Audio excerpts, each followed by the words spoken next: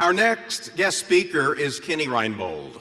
Kenny works in the marketing department at Express Employment Professionals International Headquarters in Oklahoma City.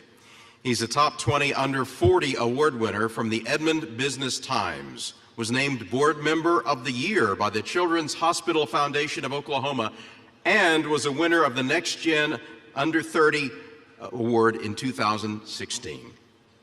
Kenny is passionate about helping others succeed, especially fellow Oklahomans, and believes that making Oklahoma a stronger state starts with investing in and recognizing our talented young professionals. Please welcome Kenny Reinbold.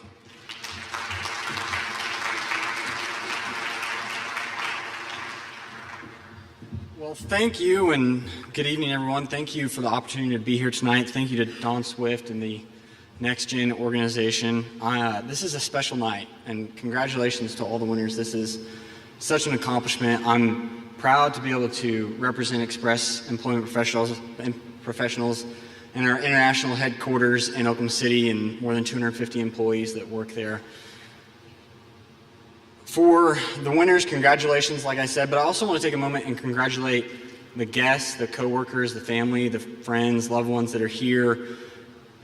As I'm sure all of the NextGen winners would say, they would not be here tonight if it wasn't for your support, for your love and your care. So congratulations to you all as well.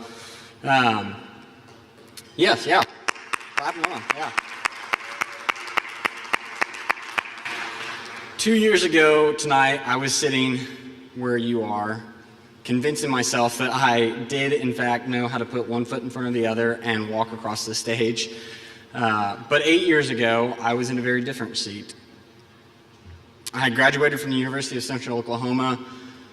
I was engaged, and I was 2 years into my first job out of college. I was working for a company in Oklahoma City, the marketing department, doing community outreach, and getting to spend time in neighborhoods and communities across the state that are severely underserved. And I really enjoyed the job. But I'm not sure if any of you remember what happened around this time.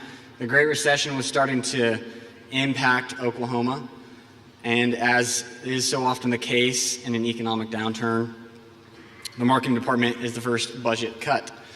So on a Friday morning, my boss called me into her office and let me know that my position, along with 10 others, was let go.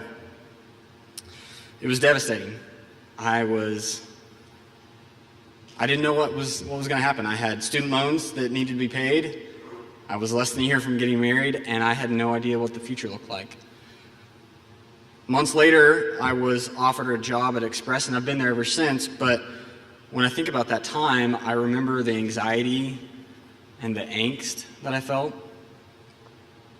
There was uncertainty about what the future was going to hold, what that was going to look like.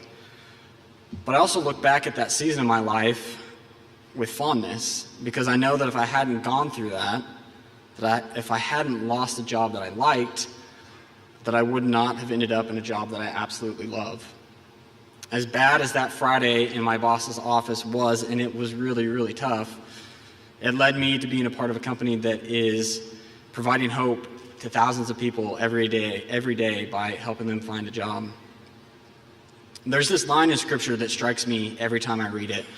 In Hebrews chapter 11, the author is encouraging the early church to have faith in the face of the immense persecution that they're experiencing.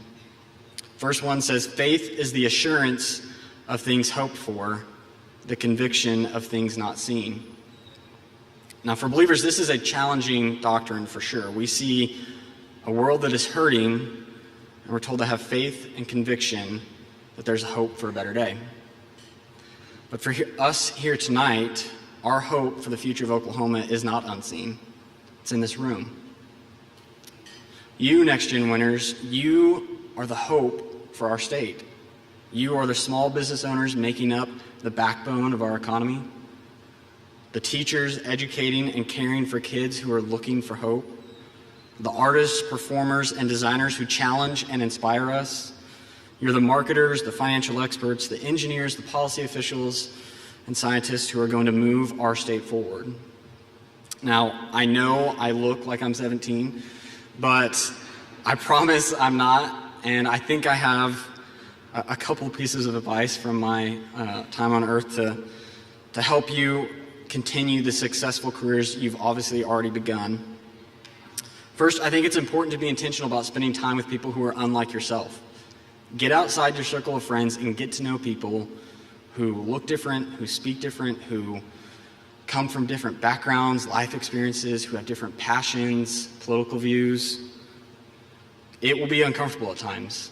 You're going to say the wrong thing, you're going to get frustrated, but that's okay. Show grace and be humble, because that is all a part of a learning process. Because when you sit across from someone and have a genuine conversation, you fulfill that belief that when people from different cultures and life experiences work together, we can't help but change our future for the better. Next, I want you to take risks. You may not feel like it, but you and I, we are very, very young. Now is the time to try things that have never been done before. I truly believe that the greatest enemy to greatness in our life is the temptation to stay comfortable. If we don't challenge ourselves, if we don't stretch our capacity and push ourselves to take risks, we can't help but stop growing. We can't reach our full potential as leaders in our communities if we don't believe that there are times when we need to try something that has never been done before. Taking chances and challenging the status quo also means we're going to have to ask tough questions. We can't expect that leading our state into the next generation of success and opportunity is going to come without those difficult conversations. But again, that's okay. Those discussions allow us to show the knowledge, experience, and forward thinking that we bring to the table while still showing respect for the challenging work put in by the generations before us. Staying comfortable with where you are is the path with no risk. It doesn't hurt, it doesn't take sacrifice, it doesn't force you to think of others above yourself. But nothing truly great ever came from a life lived without risk. Finally, I want to challenge you to be present. Be present right now. Be present in this moment. Be present in your celebration with family, friends, and loved ones. Be present tomorrow morning when you wake up and you greet a day full with the potential for greatness, to do something for someone else. Our generation, for better or worse, is known for being connected to our phones. Too often, our time is spent trying to carefully document a moment in our life instead of actually experiencing and enjoying that moment. As the great philosopher Ferris Bueller once said, life moves pretty fast. If we don't stop and look around once in a while, you could miss it. Don't miss this moment, NextGen winners. Don't miss this night. Now, I'm not naive. I know that Oklahoma isn't perfect. There are plenty of areas that we can improve and be better. There will certainly be times when we all feel anxiety about what the future holds for our state. But standing here, seeing all of you, seeing what the future looks like, I know we have the opportunity to make a lasting difference in the lives of so many people.